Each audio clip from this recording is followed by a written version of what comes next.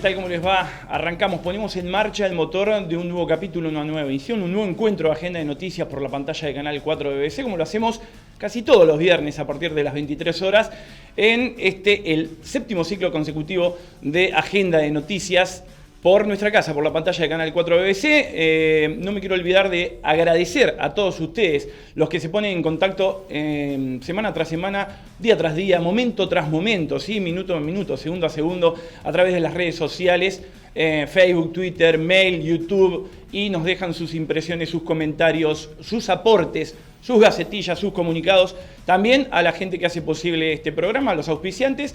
El Rulo Rubén Heredia está del otro lado comandando la nave en el día de hoy. Ariel Mancini, Eduardo Badaraco, Pablito Spot, y también, ya que estamos agradeciendo, a Juan José Cantero, el gerente de BBC.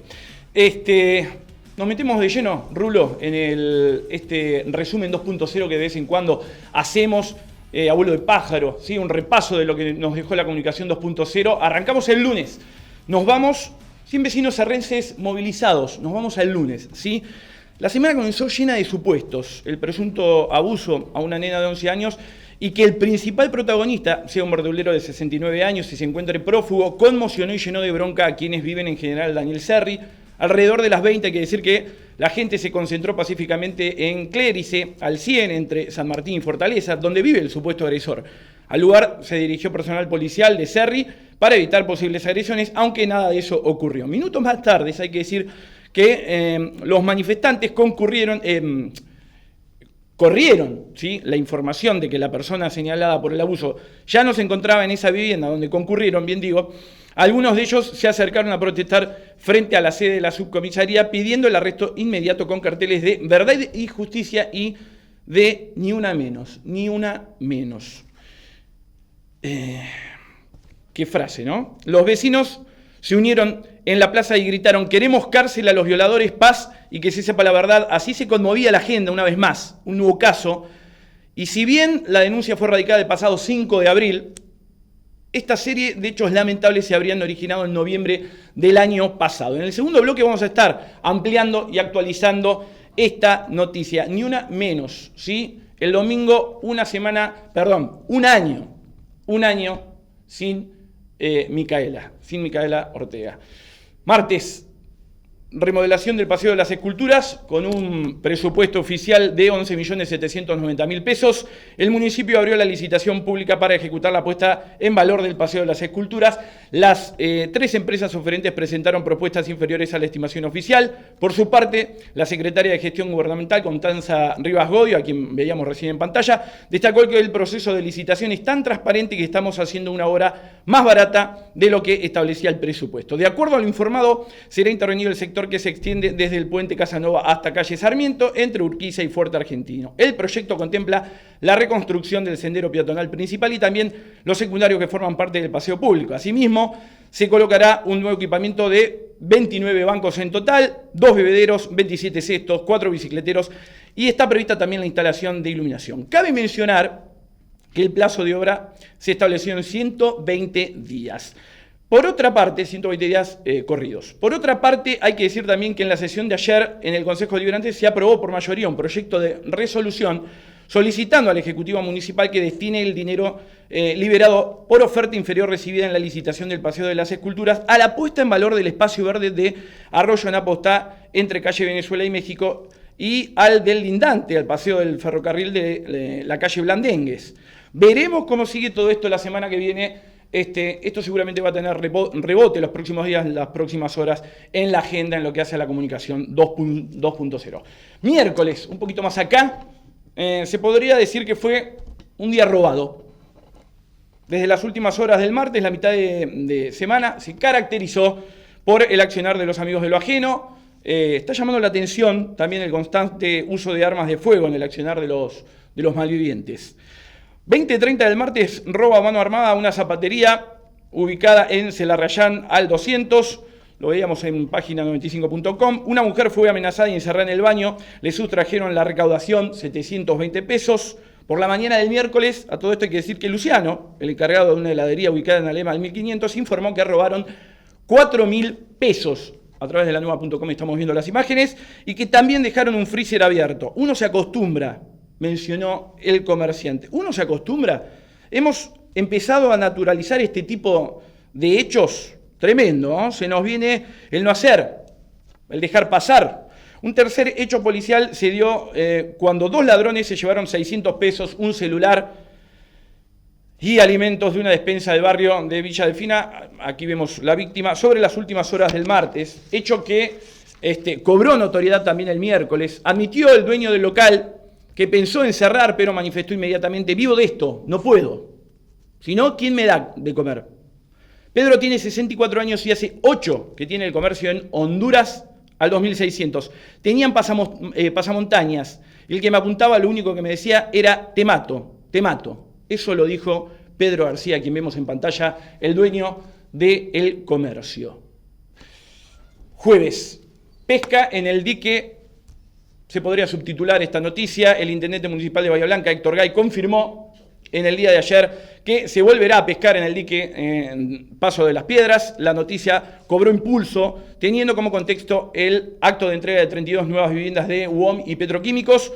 El jefe comunal aclaró que en principio se habilitarán los sectores cercanos a la toma del Sauce Grande y, cumpliendo una legislación vigente, no se podrá hacerlo con embarcaciones ni tampoco se podrá ingresar a sectores prohibidos. El último miércoles se llevó a cabo en la Municipalidad de Bahía Blanca un encuentro entre los intendentes de nuestra ciudad, Héctor Gay, Coronel Rosales, Mariano Ucet, Torkins, Sergio Bordoni y Coronel Pringles, Carlos Berterret, conjuntamente con los representantes de la Autoridad del Agua. Y según informó www.elorden.com, tras la reunión y ante la insistencia por parte de los intendentes de que se restablezca la autorización para la pesca deportiva en el embalse, la Autoridad del Agua, ¿sí?, Marta Crisafulli, propuso autorizar el ingreso de pescadores a los sectores 1 y 2 del lado de Coronel Pringles y 21 y 22 del lado de Torkins. Tal medida se hará efectiva, según Marta Crisafulli, según la Autoridad del Agua, en 15 días. Veremos si viene Marta a hablar con nosotros el próximo viernes.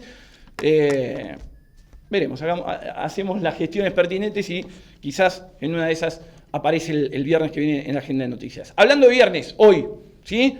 Bienvenida sea la visita que en el día de hoy realizó el ministro de Justicia, Gustavo Ferrari, para inaugurar el Centro de Estudios Penitenciarios del Sur en nuestra ciudad, el que servirá para la formación, capacitación y especialización de agentes. Digo esto porque justo hoy tuvimos que hablar y tenemos que hablar de un policía apresado. Un agente del comando de patrulla fue aprehendido tras ser acusado de golpear y amenazar a un vecino durante un incidente ocurrido en Alberdi al 2400. Fuentes oficiales identificaron al imputado como el sargento Germán Guajardo, quien fue alojado en el destacamento del barrio Paligüe. Los vecinos indicaron que la víctima del violento agente de la ley es Eduardo Arraras, quien sufrió lesiones y debió recibir atención médica. Según se supo, el conflicto se habría generado por una fuerte discusión previa entre el hombre agredido y la mujer de Guajardo, que también es policía. Arraras le recriminó que obstruyera con su auto el ingreso a su propiedad. El efectivo se habría apersonado hasta el lugar y posteriormente se desencadenó el incidente. En el caso interviene la Fiscalía y Asuntos Internos de la Policía. Esto ha sido un resumen en lo que hace a la comunicación 2.0, lo que dejaron los contenidos de los distintos portales, sitios y páginas web. Vendemos y en el segundo bloque recibimos al fiscal Mauricio del Cero.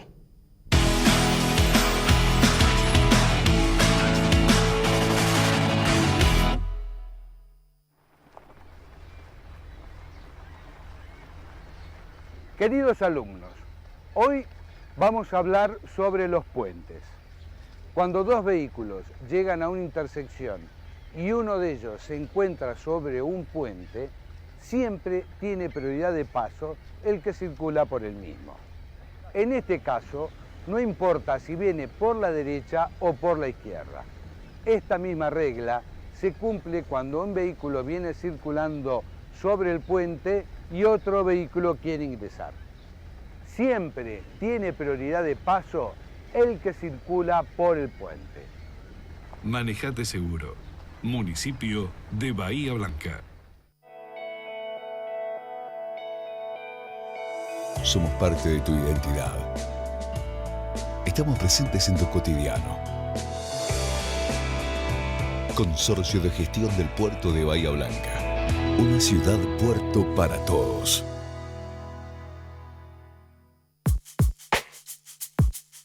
Tu voz presente en 24 bancas. Espacio de representación ciudadana. Honorable Consejo Deliberante.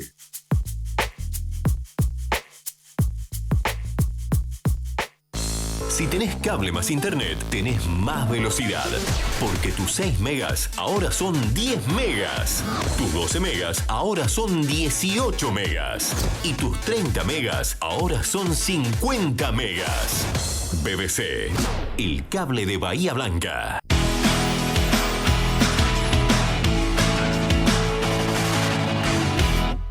Segundo bloque, segmento final de esta nueva emisión, este nuevo capítulo, este nuevo programa de Agenda de Noticias por la pantalla de Canal 4 de BBC. Es un placer compartir los próximos minutos con el fiscal de delitos sexuales, Mauricio del Cero. Buenas noches, ¿cómo te va? Hola, ¿qué tal? Gracias por venir, Mauricio. No, por favor, gracias por la invitación.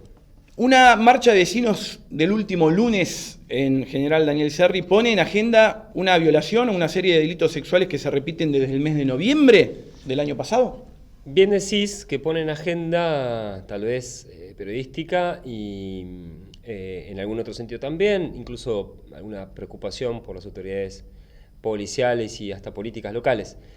El punto me parece que tiene que ver con la forma de reclamo, es decir, la familia no sabía qué era lo que habíamos hecho o no hecho, es decir, no es que hubo una pregunta y una reacción porque no les gustó la respuesta, sino que directamente hubo una reacción y después se enteraron de los pasos que hay que seguir en estos casos, perdón, que son inevitables, en cuanto a ciertos tiempos que tenemos que respetar y que no está en mis manos suprimir.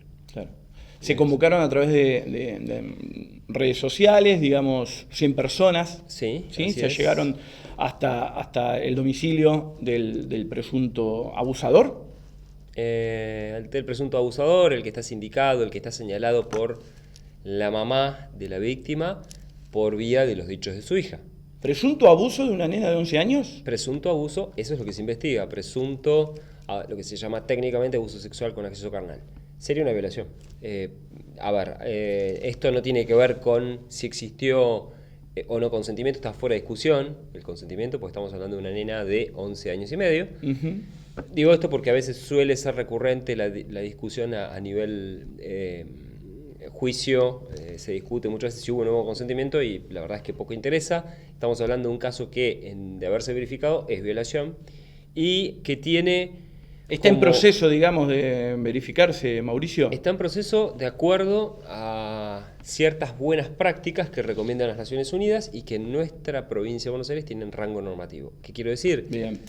Cuando un niño o niña aparece con indicadores de ASI, es decir, de abuso sexual infantil, tienen ciertas características esos fenómenos psicológicas y traumáticas que determinan que en muchos casos la intervención judicial puede ser mucho más perjudicial para la víctima que el mismo abuso. Aunque cueste creerlo, esto puede llegar a resultar así. Para eso es necesario chequear, indagar un poco en la psiquis del niño o de la niña, y hasta adolescente incluso, porque hasta los 16 años, no a partir, sino hasta cumplidos los 16 años, corresponde lo que se denomina cámara Gesell. Es decir, la declaración está protegida bajo un dispositivo que se denomina cámara Gesell. ¿Para qué sirve la cámara Gesell?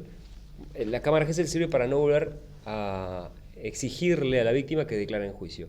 Una vez que se declara en ese dispositivo, que permite la protección de los chicos porque está aislado de toda injerencia del defensor o toda pregunta inapropiada, esa cámara Gesell vale en el juicio como si fuese una cámara del tiempo o una máquina del tiempo adelanta por un breve espacio la declaración de la víctima.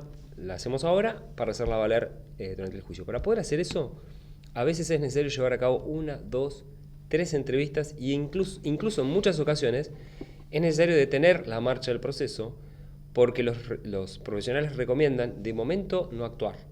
Y de momento no actuar quiere decir que el chico con su relato revive la historia y no la tiene lo suficientemente madurada como para poder exponerlo, ponerle palabras al episodio traumático que vivió. Porque no podemos olvidarnos en estos casos que los chicos no manejan... Él o los. Porque la denuncia se radicó, se efectuó, se llevó a cabo el 5 de abril, pero supuestamente hay... Los hechos son de noviembre. Claro. Y desde noviembre del año pasado, ¿no? No es desde, sino que habrían sido algunos episodios Y luego puede caber alguna duda en cuanto a algún otro episodio nuevo, pero siempre de vieja data. No es vieja data, pero Sí. de algún tiempo ya. Es decir, no es que el episodio se produjo a fines del mes de marzo, se hizo la denuncia a principios de abril y estamos así en esta situación. En realidad es un hecho con cierto transcurso del tiempo. Esto no quiere decir nada, no quiere decir que la causa tenga problemas, ni tampoco que no va a poder probarse el hecho. Esto quiere decir que estamos ante una situación que hay que abordar con cuidado. De hecho, hoy fue una de las primeras entrevistas psicológicas con la menor víctima. Es una entrevista que no tiene importancia ni periodística ni mediática, simplemente... ¿No se puede hablar, digamos, de esa entrevista? No, Bien. porque en realidad son cuestiones que tienen que ver con la administración de test psicológicos, que tiene que ver con la entrevista dirigida, semidirigida, con todas técnicas que emplean los forenses para obtener... Pero en base a lo que diga la menor también Claro que sí. es como En la esa- causa, ¿no? O sea, no podés adelantar nada, pero es vital. Es vital para poder hacer la cámara Gesell. Claro. ¿Por qué? Porque de esa entrevista las conclusiones van a girar en torno a si existe un relato que se pueda relevar, porque si no existe un relato que se pueda relevar, no tiene sentido realizar una cámara Gesell. A veces el hecho sucedió, pero de momento el relato del chico no es accesible, no podemos acceder a ese relato, porque está encriptado, está de alguna manera protegido por su memoria, que no le permite o no lo habilita a traerlo al presente. Habrá que esperar un tiempo y a veces eso pasa, y pasa mucho. No sé si te habrás dado cuenta, pero en muchas detenciones a veces algún cuestionamiento indicaría que ¿por qué se hizo la detención por un abuso del 2014 en el 2017? Tiene que ver con esto, con los tiempos de investigación. Claro. El acusado es un hombre de apellido Álvarez, Sí. verdulero de 69 años, y tiene una orden de no acercarse a la casa. La persona sindicada es esta persona que mencionás y tiene una orden a su respecto de provisión de acercamiento. Según contó... Decretada el 18. Recién el 18 porque la familia la pidió Sí, un par de días antes del 18, el 17, 16. bien. Según contó la mamá, el hombre le daba caramelos y le amenazaba a su hija que si hablaba se iba a quedar sola y a sus papás los iban a meter presos. Por eso es que atender al relato de la nena, porque esto es... Porque la mamá también dijo que la doctora le habría informado que... Que había indicadores de abuso. Sí. Sí, a nivel genital. Ahora, desde ya, esto es así, y a la vez es mucho porque es lo típico que suelen decir los pedófilos, es lo típico, esto de, por un lado, el premio si no hablas y Sí. el castigo si hablas. Esa es una lógica típica en la perversión para lograr lo que se denomina silenciamiento. Si vos me preguntás, ¿esto es mucho? Sí, claro que es mucho.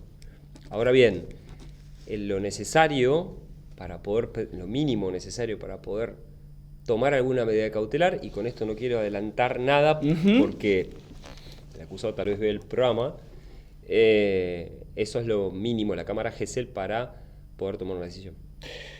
¿Han presentado un escrito con firmas en la Fiscalía 14 pidiendo celeridad en la causa? Es que no solamente yo me he entrevistado con los padres y les he explicado, sino que de alguna manera hemos hecho un esfuerzo para poner un día, que es el de hoy, una sobrecarga de trabajo en la psicóloga. Porque la psicóloga tiene que atender no una entrevista por día, 5 o 6, respecto de casos tan graves, menos graves o mucho más graves que este. Entonces, lo que hicimos es seguir los pasos que recomienda las Naciones Unidas para los casos de abuso sexual infantil, que es primero las entrevistas y luego, pensemos que la denuncia Bien. se hizo el 5 de abril y hoy ya tuvo la primera entrevista. ¿Sí? En realidad... En ese sentido hubo celeridad. Pero es que la causa nos llegó el 6 de abril, digo esto porque me ocupé de mirarlo, Sí.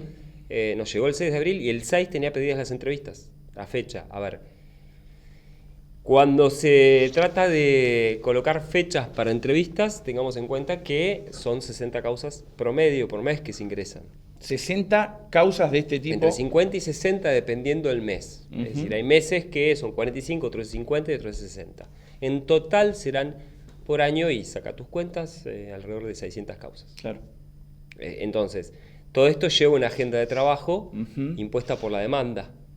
Mauricio, y mientras tanto, con el presunto abusador, con el acusado, Bueno, o violador, ¿abusador o violador? Violador o abusador es lo mismo, es ¿Sí? exactamente No hay igual. Digamos, diferencia. podemos decir que el abusador es el género y el violador es la especie. Bien. Puede ser un abuso gravemente ultrajante, es decir, que excede el mero tocamiento, o puede ser un violador porque accedió carnalmente. Pero de cualquier manera la pena es la misma. Es decir, una cuestión de alguna manera de palabras. Ujú. Está bien dicho de las dos maneras. ¿Qué se puede hacer mientras tanto? Mientras tanto, nada. Mientras tanto, solamente la restricción de acercamiento y, llegado el caso, en un supuesto en que el autor se sorprendió inmediatamente después de cometido el hecho o durante el hecho, obviamente sí. En ese caso, tenemos la posibilidad de adoptar una medida de coerción personal en ese instante. Mientras tanto, no porque se me ocurra a mí, no porque se le ocurra a ningún juez, sino porque así lo dispone la normativa procesal que tenemos, que es con lo que tenemos que trabajar, con la sola denuncia, y de momento, si uno analiza el expediente, como elemento de cargo puro, lo único Sí. que es la denuncia. ¿Y cómo sigue la causa en general? La causa, bueno, habrá que ver, yo no hablé hoy con la psicóloga, ni tampoco sé cuál fue el resultado de la Claro. entrevista, Ujú. pero la idea es saber si ya está en condiciones de prestar declaración, fijar una fecha en la que nos tenemos que reunir todos, el juez, el defensor y yo, Bien. en el dispositivo cámara Gesell, y citar, por supuesto, a la víctima y sus papás. Otro caso, la Nuit Patagones, ¿qué ocurrió hasta el momento con Bueno. esta pareja de entre 20 y 25 años, estos dos menores?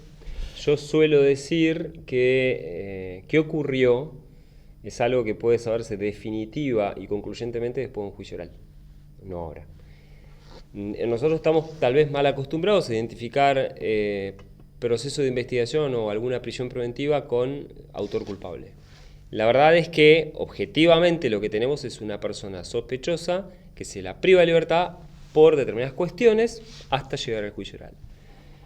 En este caso, lo que relata, yo no voy a decir lo que ocurre, sino lo que relata la testigo que vio lo que supuestamente ocurrió. Bien. Y es que una persona arriba al hotel, que según lo que mencionan no tiene esta empleada que lo atiende posibilidad de ver el rostro de esta persona porque la recepción estaría aislada del ingreso de los clientes, solamente ve el efectivo cuando se paga o la tarjeta de crédito en el caso que pague con ese medio de pago.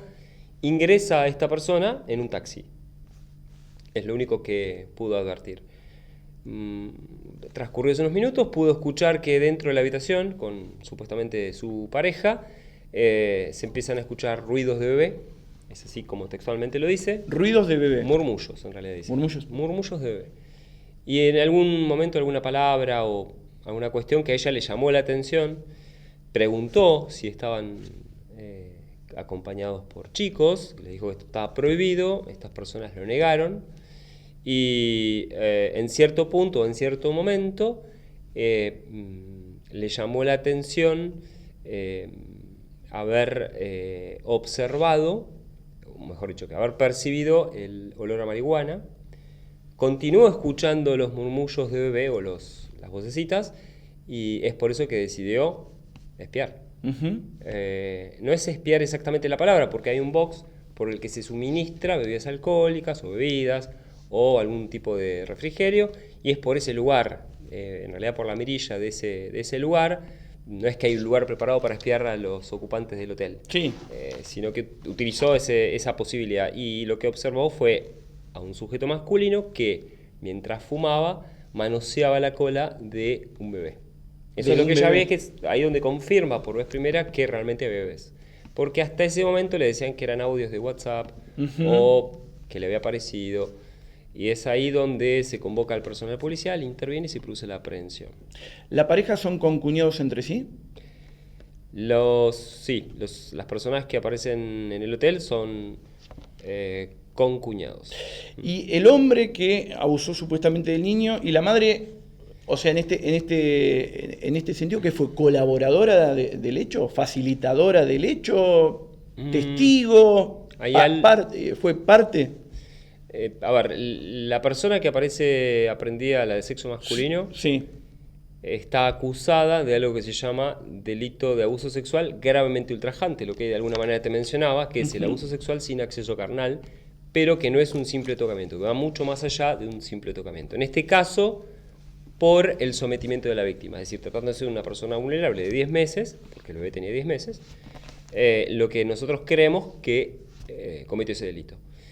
La mamá de los dos menores, porque luego se detecta la presencia de otra niña de 2 años 3 meses, la mamá de los dos bebés, Sí, 2 bebés, ¿no? 2 le años y 3 corresponde el delito de colaboración, que es el artículo 133 del Código Penal, que establece que los padres que colaborasen con esos delitos tienen la misma pena que el autor.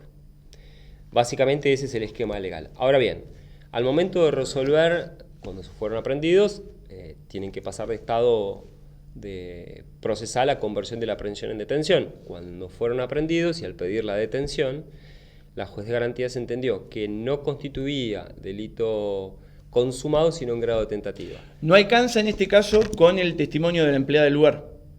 Yo creo que sí. A ver, y para la juez también alcanzó, porque de bien. hecho, no obstante que varió la calificación legal y ahora tiene una calificación legal menor, la conversión se produjo. Lo que sucede es que esa calificación legal menor podría llegar a permitir la excarcelación, ¿sí? Aun cuando es medio difícil de entender esto, pero hay delitos que son detenibles y no excarcelables, y hay por ejemplo el homicidio, y hay delitos que son detenibles, por ejemplo el robo, pero excarcelables. Es decir, se lo detiene, se lo indaga y bajo determinadas condiciones se lo pone en libertad. Te digo porque fue un caso que en las últimas horas rebotó en la zona, ¿sí? Viedma, Río Negro, Patagonia. Y a nivel nacional también. Y a nivel nacional también, ¿no? Y Crónica y algún otro llamaron? medio. Sí, algún otro medio también, no sé si Canal 13 o TN. En algún momento también levantó la noticia, también la trataron. Seguro, sin duda soy consciente que es un caso de mucha repercusión y de alarma. Y de largo, Sobre todo porque vos sabés que en ese mismo hotel, y esto por ahí es contingente, Sí. fue hallado el juez condenado en Río Negro por abusar de niñas. Disculpas, pero estoy Sí, no, por favor. ¿Por qué decías que Creo que lo que hay que tenía revisar relación directa? de alguna manera no. De alguna manera lo que hay que revisar son las políticas de privacidad que garantiza un determinado albergue transitorio. Me parece que en ese sentido una cosa es garantizar la privacidad y otra es la impunidad. Muchísimas gracias por haber venido. No, gracias a vos. Ahora por la tomás invitación. algo más tranquilo. Y de esta manera llegamos al cierre, al final de un nuevo capítulo de Agenda de Noticias. No se olviden las remisiones durante la semana. Buen fin de semana.